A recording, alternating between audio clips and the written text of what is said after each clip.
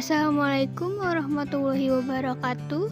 Saya Widyasari Andini dari Prodi Manajemen akan menjelaskan materi tentang akuntansi perusahaan dagang dalam mata kuliah pengantar akuntansi dengan dosen pengampu Ibu Desi Arigawati, SE AK MSI. Yang pertama ada pengertian. Perusahaan dagang adalah suatu perusahaan yang bidang usaha utamanya bergerak dalam usaha pembelian barang, baik mentah, setengah jadi maupun produk jadi. Kemudian mereka menjualnya kembali kepada pihak lain tanpa mengubah bentuk serta fungsi dari barang tersebut dengan tujuan utama untuk mencari keuntungan. Selanjutnya, ciri-ciri perusahaan dagang. Ciri-ciri perusahaan dagang memiliki dua ciri utama, yakni yang dapat dilihat dari yang pertama, usaha yang dilakukan. Yang disebut dengan usaha yang dilakukan adalah perusahaan dagang melakukan pembelian barang dagang dan menjualnya kembali tanpa terlebih dahulu mengolah barang tersebut. Dan yang kedua adalah kegiatan akuntansinya. Sedangkan dari kegiatan akuntansinya, perusahaan dagang menggunakan akun persediaan barang-barang di mana terdapat perhitungan harga pokok penjualan dan laporan laba rugi dapat menggunakan bentuk single step dan multiple step. Selanjutnya, jenis-jenis perusahaan dagang. Yang pertama, jenis-jenis perusahaan dagang berdasarkan produk yang diberdayakannya, yaitu perusahaan dagang barang produksi adalah perusahaan yang memperdagangkan produk berupa bahan baku sebagai bahan dasar pembuatan produk atau alat-alat produksi untuk menghasilkan produk lain. Contohnya, kayu gelondongan dan mesin bubut. Lalu selanjutnya ada perusahaan dagang barang. Jadi, adalah perusahaan yang memperdagangkan produk akhir dari barang yang siap dikonsumsi. Contohnya, ransel, pakaian, dan kulkas. Yang kedua ada jenis-jenis perusahaan dagang berdasarkan macam konsumen yang terlibat, yaitu yang pertama, perusahaan dagang besar adalah perusahaan yang secara langsung membeli produk dari pabrik dalam jumlah besar dan dijual dalam volume yang besar pula. Contohnya pedagang grosir. Selanjutnya ada perusahaan dagang perantara adalah perusahaan yang membeli dalam partai besar untuk dijual kembali ke pengecer dalam jumlah sedang. Contohnya pedagang subgrosir. Lalu yang terakhir ada perusahaan dagang pengecer adalah perusahaan yang langsung berhubungan dengan konsumen. Konsumen dapat membeli secara eceran atau produk yang ditawarkan. Retailer sering kita dapati di lingkungan kita, contohnya warung, kios, dan swalayan.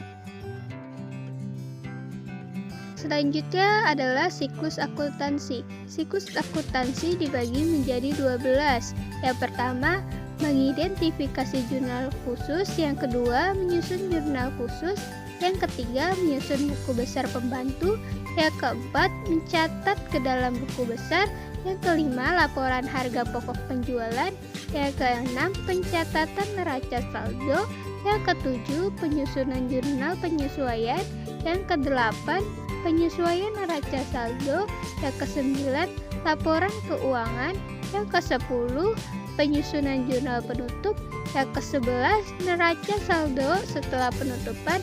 Dan yang ke-12, penyusunan jurnal pembalik.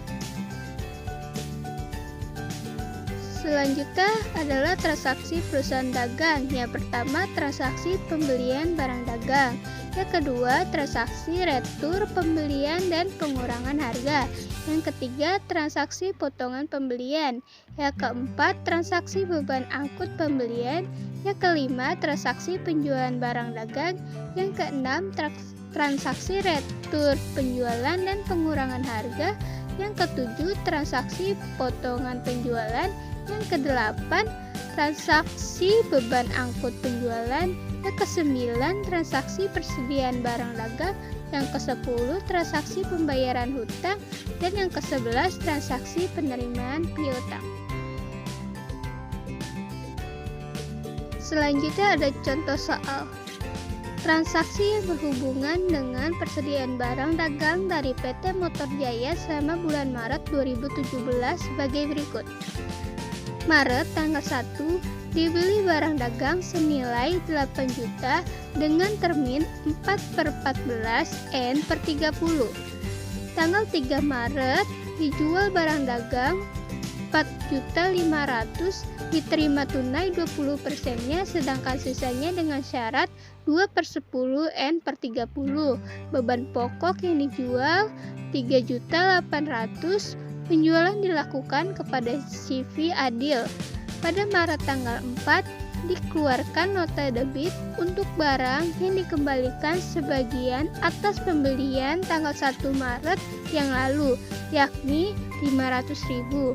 Pada tanggal 5 Maret dibayar ongkos angkut atas barang yang dibeli senilai 80.000. Pada tanggal 7 Maret dibeli barang dagang 5 juta, dibayar tunai 2 juta, sisanya dengan termin 2/10 N per 30. Selanjutnya pada tanggal 8 Maret dikeluarkan nota kredit untuk retur sebagian barang yakni senilai 200.000 dari penjualan kepada CV Adil. Beban pokok penjualan sebesar 168.000. Pada tanggal 10 Maret dijual lagi barang dagang seharga 6 juta dengan termin 2/10 N per 30. Harga tersebut sudah termasuk laba kotor 20% dari harga jual.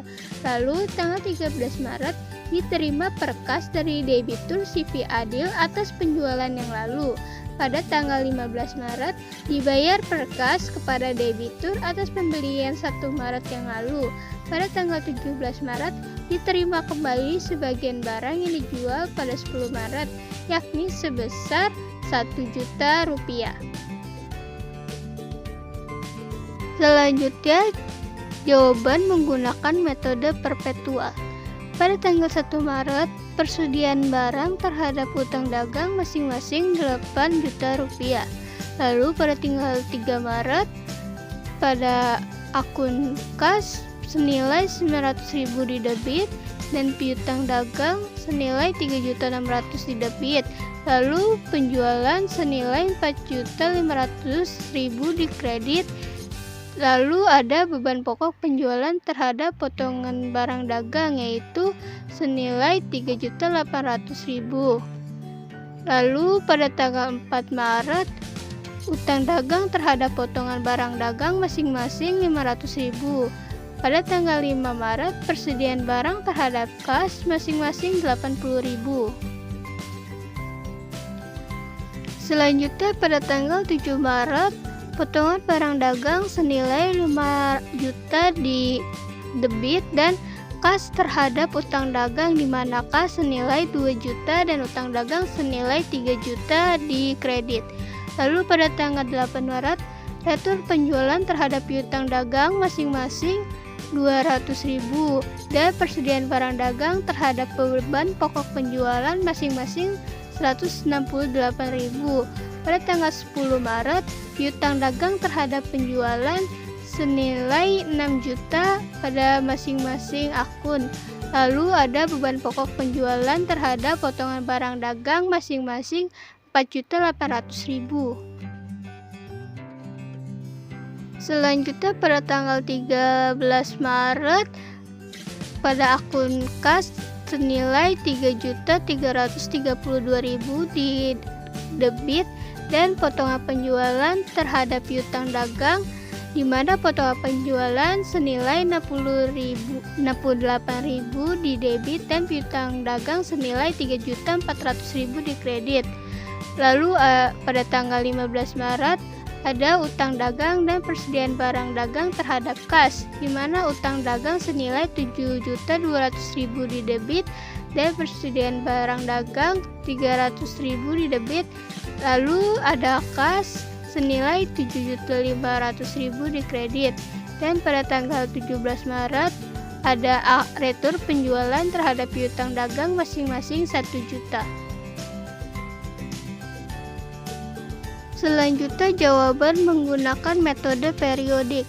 Pada tanggal 1 Maret, pembelian terhadap utang dagang senilai 8 juta di masing-masing akun. Lalu pada tanggal 3 Maret, kas dan piutang dagang terhadap penjualan di mana kas senilai 900.000 di debit, piutang dagang senilai 3.600.000 di debit, dan penjualan senilai 4.500.000 di kredit.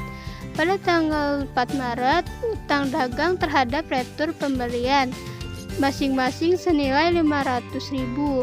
Lalu pada tanggal 5 Maret, beban ongkos angkut terhadap kas masing-masing 80.000.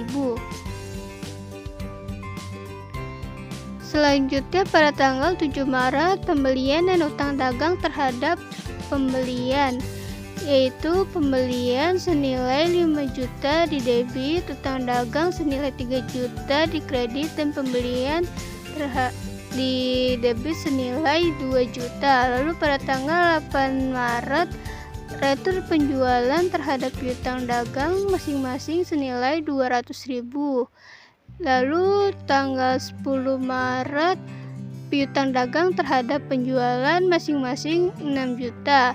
Pada tanggal 13 Maret, kas dan potongan penjualan terhadap piutang dagang di mana kas senilai 3.332.000 di debit dan potongan penjualan senilai 68.000 di debit.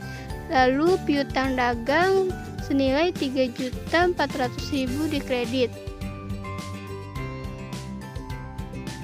Selanjutnya pada tanggal 15 Maret, utang dagang dan potongan pembelian terhadap kas di mana utang dagang senilai 7.500.000 di debit, potongan pembelian senilai 300.000 di kredit, dan kas senilai 7.200.000 di kredit. Dan pada tanggal 17 Maret, retur penjualan terhadap piutang dagang masing-masing 1 juta. Sekian dari apa yang bisa saya jelaskan. Bila ada salah, mohon untuk dimaafkan. Wassalamualaikum warahmatullahi wabarakatuh.